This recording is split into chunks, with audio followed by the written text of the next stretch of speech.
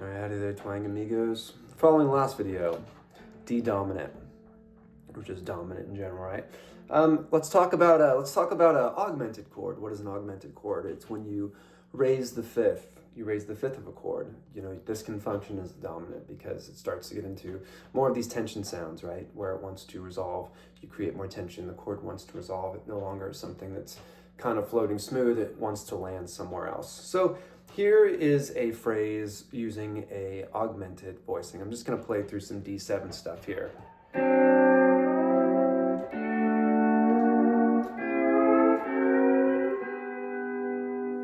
Super simple for the sake of demonstrating, right? Really easy. So I'm starting at the 3rd fret, E lowered, B pedal in, strings 5, 6, and 8. We all know this, very standard dominant position. Squeeze into the A pedal, that's adding the 9th interval. Up 2 frets, A and B pedals, right? And if I raise the E here, that gives me an augmented chord, right? Because it raises this 5th, the half step. Augmented chords always kind of have like a little bit of an eerie sound, right? So let's go that far. And then I go up to that position I talked about in the last video at the 8th fret. Squeeze in the A pedal. And then I go up 2 more frets to the 10th fret. I go to the 9th string in the bass, still strings 5 and 6 below. And then I just put in the B pedal and I lower that 9th string with my right knee right to make that a G chord, right?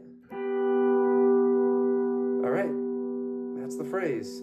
Puts a little augmented chord in there. You can also, half A pedal will give you an augmented chord. Like here, I'll use this example here at the 10th fret on strings 5, 6, and 9. I'm not super great at this. I did a pretty intense Jimmy Day study over the last few months. If you've been following along, you saw those videos, and I noticed he would do this a lot with the lever and with the pedal. You can get some of those kind of sounds, right? Like kind of going halfway into it. Because basically, when you're augmenting the 5, when you're augmenting the 5th of a dominant chord, going back to a 1 chord, you're creating a chromatic motion.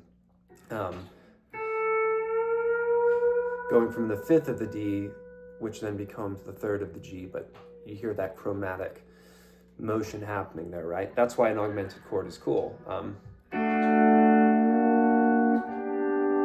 hear it there really obviously. That's at the A and B pedal position, strings 5, 6, and 8.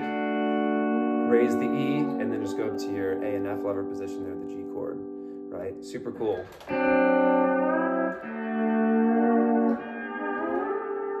Hope you guys dig. Let me know if you have any thoughts in the comments.